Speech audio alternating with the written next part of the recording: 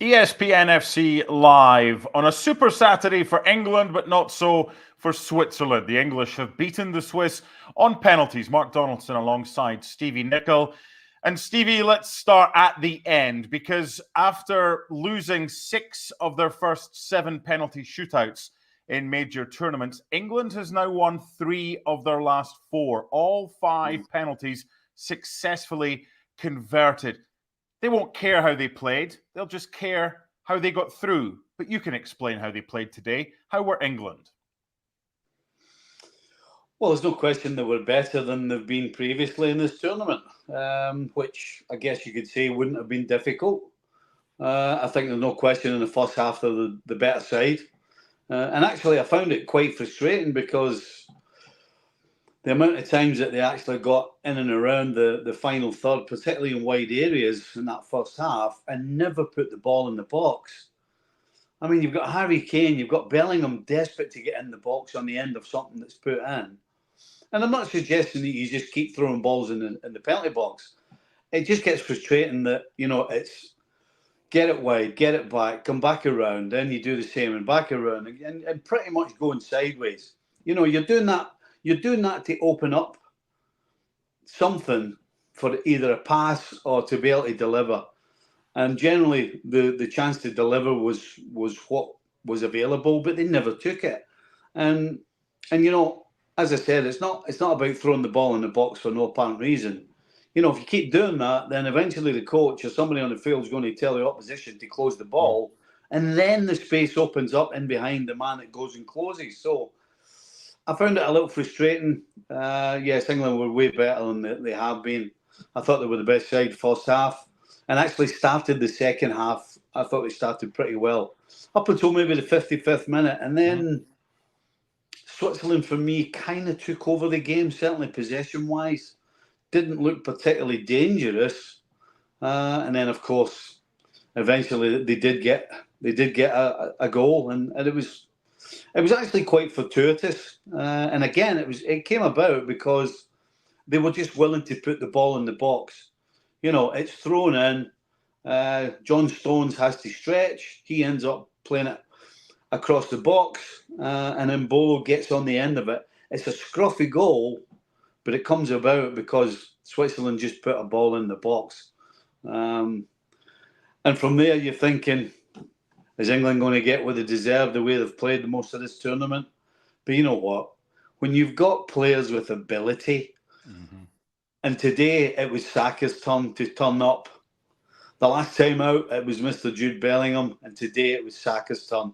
Coming inside on that superb left peg of his, and a goal that some of them never saw, through the legs of Granit Xhaka, and just started outside that right-hand post, bent it back in off the post. Goalkeeper just had no choice but just to watch it going in the back of the net. And of course, that basically was the end of it.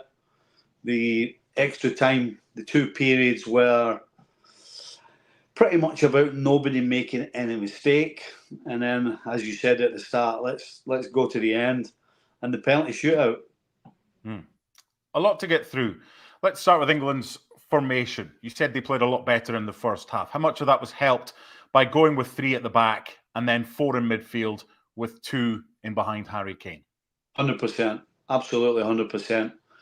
Previous games, they had gotten the ball in wide areas, but never with any real pace on it, never with any time to do anything, and just, as I said, had to shuffle back. The fact that they had an extra body in the middle of the park meant that when the ball did go wide, generally it was Trippier on that left-hand side and Saka on the right. They had a lot more time and space. And so when you've got a lot more time and space and you've got the ability, particularly that Saka has, then you look a lot more dangerous. And Saka was dangerous today. 3 or 4 times, probably 3 in the first half, he got in behind the fullback and cut balls back, but unfortunately couldn't pick anybody out. That was not happening in the previous games. So there's no question that the change of formation worked. It was the right thing to do. Just a little unfortunate they've taken so long to do it. They've been very clinical with the efforts they've had on goal, England. Their only shot in the 90-minute on target ended up in the back of the net. Will we ever see Gareth Southgate be more proactive than reactive? Because after Switzerland scored, he then makes the triple change with Konsa, Trippier and Menu being replaced by Palmer, Eze and Shaw. Is that just him? Things have to happen for him to react to them rather than him being proactive? Or do we see the back three today as an example of maybe he is open to a little bit of change? Oh, keep dreaming. No. Listen, even he had to change. The tripe that they had produced previously, even he had to make a change. So, I mean, you got to think that he's going to keep that, and he should keep it for the semi-final. But let's be honest, the four major tournaments, I believe it is, that he's been in charge, he's been exactly the same. He's been safe, and as you said, he reacts. He doesn't try and do anything outside the box because he doesn't think outside the box. And again, he makes the three changes because they're forced upon him. You know, I don't think there's anybody, never mind if you're a qualified coach or not, anybody's going to make changes. You're a goal down, you've had the same formation for 70 minutes, maybe, something like that, I think it was. So every man and his dog's going to make a change. So, no, to answer your question, no, he's not thinking outside the box. He never will think outside the box. And I said, the history of him being in charge has shown that, and I think we saw it again today. If you were an England fan, would you rather have that caution that somehow gets results? This is England through to back-to-back European Championship semi-finals for the first time ever. And however he does it, he finds a way of doing it. Or do you think this group of players, given freedom to play, could be doing better in these games that they've already seen so far? What do you reckon? Look, the wish list is you play well and you win the tournament. Obviously. Your second wish is you just win the tournament. And basically, it doesn't really matter how you play. Go and ask Deschamps, go and ask France. You know, World Cup winners, European champions. I mean, they don't care how they play. And Deschamps has said it. Mm-hmm. Deschamps actually sits in a press conference and says, I don't care. I don't care who we play. If they want to have the ball, they can have the ball. You know, it's all about winning. And quite frankly, if England stink it up for the rest of the tournament and win, no England fans are going to care. Absolutely not one iota. Have England been tested yet in this tournament? Ooh. Well, I think it's safe to say that so far, with all due respect to Switzerland, and Switzerland have had a good tournament. They've played some decent football. We didn't see it today, but you know, I'm a great believer that that didn't surprise me today. You know, Switzerland are a side that against the better teams can get results, but when the pressure's on them and they seem, because in my eyes, regardless of the names on the jersey, the way Switzerland were playing and the way England were playing, Switzerland were the favourites coming into this game, just purely on the football that's been played. But it seems to me that every time Switzerland put themselves in that position, they can't quite follow it through. And I think we saw that again today. They couldn't quite follow it through. They got themselves ahead, but they couldn't quite keep the lead long enough and keep England out. And so, have England, I guess they've been tested. You know, defensively they've been pretty solid. They've been, you know, today they made some good challenges when it mattered most. But it's the old question for England. You know, next time out it's Netherlands and then probably France if they beat the Netherlands. So now they have to show they can do it against a proper team. The question is still to be answered because in previous tournaments they haven't managed to answer that question. Given they've been favourites, I think, in every game in this tournament that they've played so far and haven't really responded in that swashbuckling style that a lot of favourites you would hope would do and go out and destroy the opposition or just play with a flair. When they come up against a better side, and I think if it is the Dutch who beat Turkey, that'll probably be the best team they've played. And then regardless, it's France or Spain if they reach the final, they will be the favourites against England. Gareth Southgate's not going to change much, is he, when he plays better teams? No, he has an idea of how he wants the game to be played, and regardless of the opposition, he sticks to it. I think that's the frustration when they play so-called lesser teams, that, you know, there's not this swashbuckling attitude about it to go out and not just dominate the opposition, but play exciting, fast-attacking football. You know, that's just not his mantra. And so when they're average against average teams, it's harder to beat the better teams. And the better teams, when they get their nose ahead, will shut England out. Again, we keep going back to the Southgate teams of old in previous tournaments. When they've got themselves in positions, then it hasn't happened because they don't seem to take that next step. Harry Kane, discuss. Because he's a brilliant player and he's had a brilliant season with Bayern Munich, but he doesn't get that involved in this setup. And that was a change of system today with Foden and Bellingham more central in behind him. And I think the closest anyone came to Harry Kane was Gareth Southgate just before he got substituted. He didn't really have the impact. Is that on him or is that on the system? I absolutely don't think it's on him at all. You know, I would argue that any centre forward on the planet would struggle to shine the way this England team has played thus far in the tournament. You know, I was talking earlier about how they were getting the ball in wide areas with more time and space, and that means that you're able to get your head up and either pick somebody out or have the time to put it in a dangerous area. You know, as a centre forward, the wide man would prefer to pick you out, but if not, he puts it in the dangerous area, and then it's your job to get on the end of it. That never happened once today for Harry Kane. Not once did anybody try and pick him out. And not once that I can remember did anybody ever just get their head up and whip a ball into a dangerous area, hoping that he could get on the end of it, or it would fall for somebody else, or even one of the Swiss would stick it in their own net. So with that kind of service, I'm not so sure how Harry Kane's supposed to shine. And again, with the formation, the 3-4-3, you know, if Harry Kane's dropping back in, there is enough bodies there. You've got Phil Foden in there, who's dropping in there looking to get on it. So I honestly can't really, in all honesty, point the finger at Harry Kane. I think there's no question that he must have re-injured his back because, 10 minutes before the end of a penalty shootout, you want all your penalty takers.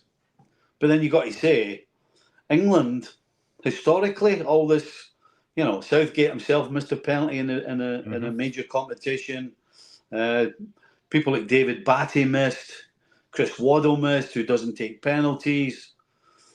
Stuart Pearce missed, who kind of took penalties. You look at this England side, it's full of guys that take penalty kicks for the club.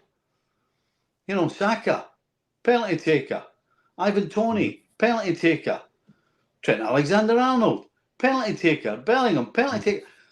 Who have I missed? I've missed one out. But they're all penalty takers. So, and I think in the shootout, you saw the difference. Cole Palmer, thank you. You saw the difference in the penalty kicks. I mean, there's no question that a lot of these Swiss players had never taken penalties before. I mean, Akanji takes the first one. He's all over the shop. He loses his balance after he strikes the ball. It just smacks of somebody who's not quite sure in that position really what they're all about, which is the complete opposite, as we saw in the England penalties. Every single one of them in total control, never panicked, knew exactly what they wanted to do. They waited for the goalkeeper to move. They put it on the other side. I mean, it was an absolute clinic. Every single one of them was never in doubt. And so, right now, for sure, the old adage of England losing penalty shootouts just shouldn't happen. Well, they've won 3 of the last 4, and all of those players showed bottle. They all scored. You showed bottle in 1984 in the Champions League final, the European Cup final back then, to take the first penalty. Now, it didn't work out for you personally, but it worked out for you as a team. What do you need to have, as well as ability, to be able to say, I'll take one, Gaffer? You know, it's a real simple, straightforward answer. It's repetition. It's being in that position time after time after time, so that when all of a sudden the spotlight is on, is it different? Yes, it is. But is it completely different? No, it's not. And so that's kind of what I'm talking about with the Swiss players. They may have taken a penalty, and it may have been in training once. It may have been last week when they were practicing. But you look at the England players, every single one of them have taken countless penalty kicks. And so when it comes to the big stage, when the spotlight's on, the uncertainty's not there. The confidence that you're going to put the ball in the back of the net there. The clear head is there because you've been in that position before. All of the things that you can quite rightly say that clearly the Swiss players weren't in. Maybe apart from Shaqiri. But you know what? The problem is you've got to take 5, not just 1 or maybe 2. And that was the difference in this penalty shootout. A 2-part question for you before we go to break, and it's regarding the semi-final. Mark Gahey returns after suspension. So does he go straight back into the team instead of Ezri Konsa? And if so, do they stick with the 3 at the back? And the second part of that question, if you're Gareth Southgate, how do you involve Harry Kane more in this upcoming semi-final? Well, I'll be pretty surprised if... Or will it be... See, that's the problem. See, it seems harsh on Gahey because he's had a good tournament. But I think that Konsa has more experience of playing in a back 3. And so that is the decision that Southgate has to make. And actually, I don't think there's a wrong decision because, as I said, Gahey's been great and Konsa's more used to playing in that 3. The problem is Gareth Southgate. Does he do what he seems to do when it comes down to these decisions? And he seems, for me anyway, to go with the loyalty aspect when he should be going with, at the end of the day, what's best for the team. And I guess if it was me, you're I would undecided here, aren't you? Well, I am, because it's tough on Gahey. But at the end of the day, you haven't played the 3 before. I don't think Gahey plays 3 with Palace. He hasn't played it with England, but Konsa does. He's played it with his team. He's also played it in this game and looked comfortable. So I think it would be a tough decision. It would be harsh on Gahey, but I would play Konsa. And 100%. The second part is the easiest answer. He cannot go back to what he was doing previously. No, because there's a reason why he changed. Because it just quite blatantly didn't work what they were doing. So it would make no sense. And even as safe as he can be, I don't see any way he goes back to playing 4. And if he does, then he's asking for trouble. He's asking 100%. 100%. And Harry Kane, how are you involving him more in this semi? Well, I think every centre forward benefits from a more fluid team behind them. And I think today there was a little bit of fluidity. Certainly there was more fluidity than we've seen in this tournament. And that can only be good for Harry Kane or whoever plays centre forward, regardless of whether it's Harry Kane. So, yeah, I mean, it's a centre forward is always going to rely on what's going on behind them and certainly what's going on in the wide areas. So, yeah. Maybe in 1984, you shouldn't have looked at the ball a bit like Ivan Toney today. I don't know how he does that, by the way. I mean, that's something else. His penalty record's frightening, and he still finds the back of the net. What's that all about? If I knew that, I would have scored my penalty. It's a better narrative that you didn't, but still won. We'll be back after the break to preview Germany's, their exit, but we'll preview Spain against France in Germany in the semi-final, and a quick look ahead to the game that's ongoing right now, the Netherlands against Turkey. All still to come on ESPN FC Live with Stevie Nicol and myself, Mark Donaldson.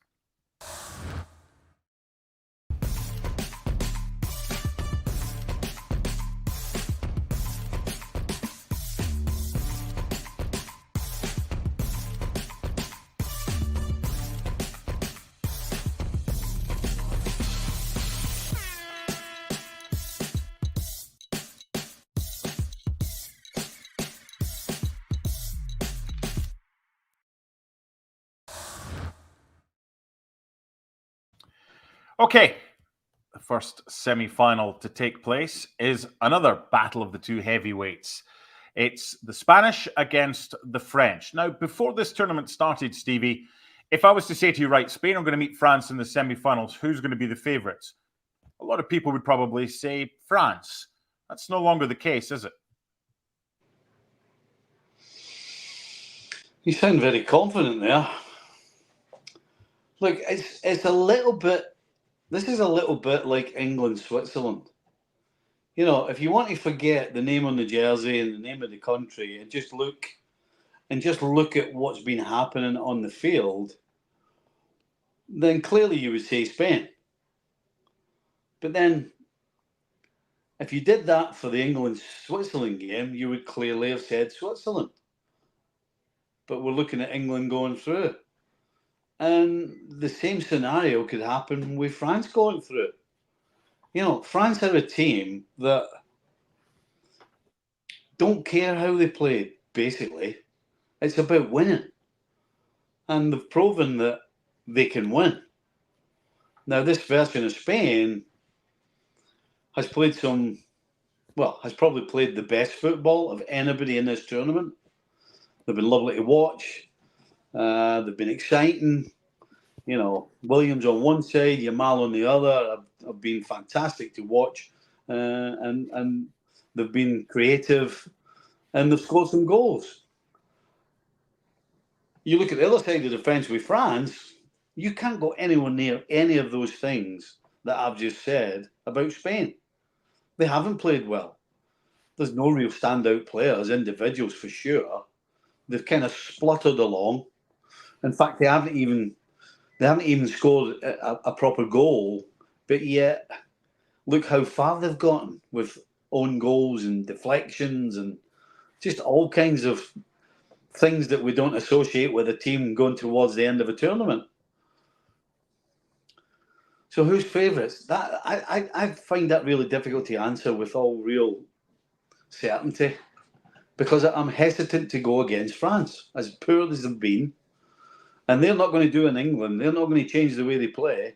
They're absolutely going to go about it the very same way, as much as it hasn't been good on the eye. They're going to go about it the same way, and that's trouble for Spain. I think Spain's real deficiency is its centre back, and France on the break can be devastating. They've certainly got the players to be devastating, although we haven't seen it. So I'm about as much on the fence as it's possible to be here. From a football standpoint, you got to think Spain absolutely are favourites. But just from a result standpoint, France just know and find a way of getting a result, and it's hard to back against them.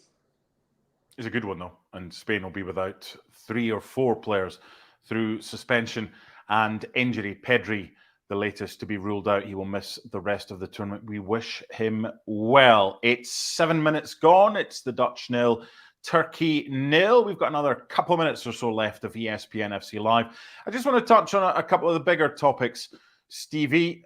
We'll talk about Kylian Mbappe and the lack of impact he's had in this tournament in just a second. But I want to start with Cristiano Ronaldo. No goals at the tournament this year, but he played 120 minutes, and Diogo Jota of Liverpool didn't get a second in their exit yesterday against France. Who's that on? All on Roberto Martinez, or some of it on Cristiano Ronaldo? Because he's come in for a fair bit of stick for his performances this year. Well, it's not on Ronaldo. You know, the only way he's not going to play 120 minutes is if he has to be taken off or he has not to start. You know, this is Roberto Martinez's decision to play Ronaldo from the start. And it's his decision to decide how long he gives him on the field of play. Now, the real question is Roberto Martinez not strong enough to make a tough decision and taking Ronaldo off? That really is the question. And what's the answer?